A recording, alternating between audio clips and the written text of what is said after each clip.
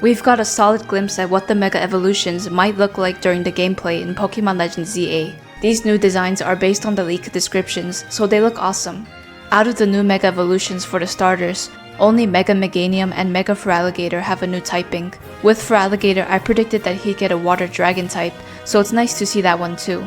The design just looks so cool, like the big spikes and the huge bulkiness of him. He's just like very big on the map as well, like comparing to the trainer on the side. That's what Mega Feraligatr was supposedly supposed to look like, but it changed as the leaks went forward. But Mega Meganium also, we saw in the trailer that it actually had like a disarming voice, so it's gonna be very interesting to see if Mega Meganium is going to be Grass and Fairy type. There are only a few new Megas as of now that change typings, which are the Clefable, Barbaracle, and the two starters that I mentioned earlier. Mega Clefable is getting the Flying type, which is interesting. I feel like the wingspan is way out too wide, very big, it kind of looks like an angel. It also has a kind of like a rainbow luminescent type of wings. Barbaracle is actually going to turn into a rock and fighting. Previously it was rock and water type, so it's going to be a fighting type now. Pretty interesting because it has like those multiple arms and legs. It's kind of like Machamp. The rest preserve their original types as we know of. Maybe some new ones could appear, like maybe the Eternal Flower Floette could change its typing. Emboar keeps the fire and fighting type. It was speculated to look like this with the gigantic blue eyebrows and steam, but this is the more accurate recreation for Mega Emboar. The staff reminds me of it being a soldier because it's like holding it and it looks very stern. Electros' solo typing is the single most important part of what makes it special, so it has to stay the same. I know some people actually been wanting it to get another typing for Electros. I mean, the solo typing is more of its like universal thing, so I just hope that some Kalos Pokemon get a Mega Evolution. Right now, the only Gen 6 Mega Pokemon is Mega Diancie, which I find to be an incredible shame when it is the generation that added the mechanic. I mean, at least give the Kalos starters or the Kalos fossils a Mega. It'd be so cool, like Mega Aurorus and Mega Tyrantrum. This is the biggest change in my opinion, and it could really reshape how battles work.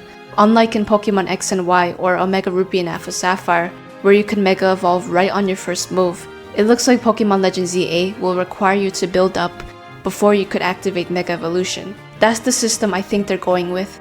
Another possibility is that you could Mega Evolve at the start of the battle, and then the timer ticks down until the Mega Evolution ends. I could see that working too.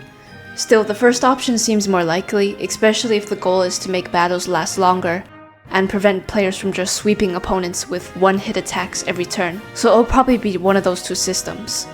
And there will be rogue Mega Pokemon. What I think that means is that there might be some sort of mysterious energy radiating from Lumiose City, causing random wild Pokemon to Mega Evolve out of control. These rogue Pokemon will likely be the ones that already have existing Mega Evolutions, and I doubt any of them will be legendaries because those will be way powerful already, and I feel like the legendaries should be more available towards the end of the story. It builds up sort of, and it's more of like in hidden locations that we could find for ourselves, like the Regi trio. They were just in those hidden temples where we had to solve those puzzles. And in Legends ZA, they could also implement that sort of stuff with Zygarde. Like we have to really work very meticulously for that Zygarde final form. So we could probably expect to face off against non-legendary Mega Evolved Pokemon throughout the game. But these are Yveltal and Xerneas' Mega Evolutions combined with Zygarde. Maybe there could be some elements tied into the legendary trio, but don't think it would look this similar. It just looks like it's all been mashed together, and it just looks like Zygarde has given these two a virus, basically. It's like inhabited these two Pokemon. So I feel like Xerneas, maybe we could still see with the X. I think the X and the Y is going to get more enunciated. It's going to be shown more clearly that they are the X and the Y when they Mega Evolve.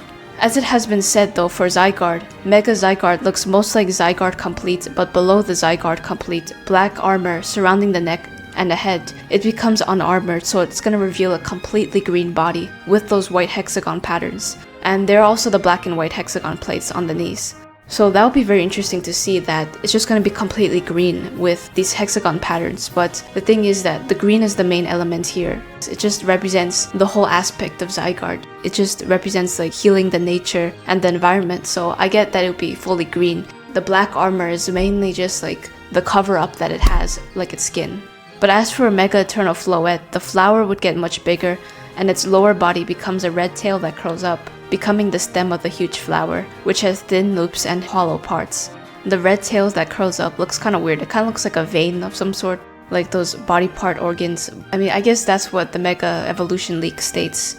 And there are also lots of other Mega Evolutions. We haven't got through most of them, but Dragonite one looks pretty cute in my opinion because it just has angel wings on its ears. And just like, it kind of looks like it's been fan made. Like, you know those toys that they just produce for like an Easter egg? It looks like kind of like a Valentine's Day doll. Like it's like a Cupid for Mega Dragonite. It just looks pretty cute in my opinion. They've maintained that same look. They didn't make it look like a demon or some sort of powerful monster. They just kept that same Dragonite look but just added angel wings. Meanwhile, Chandelier maintains the same look, but it's more of like layered. There's more fire flames on top of it, and it kind of looks like Vanillish for some reason, but like a ghost type version. Purple flame ice cream.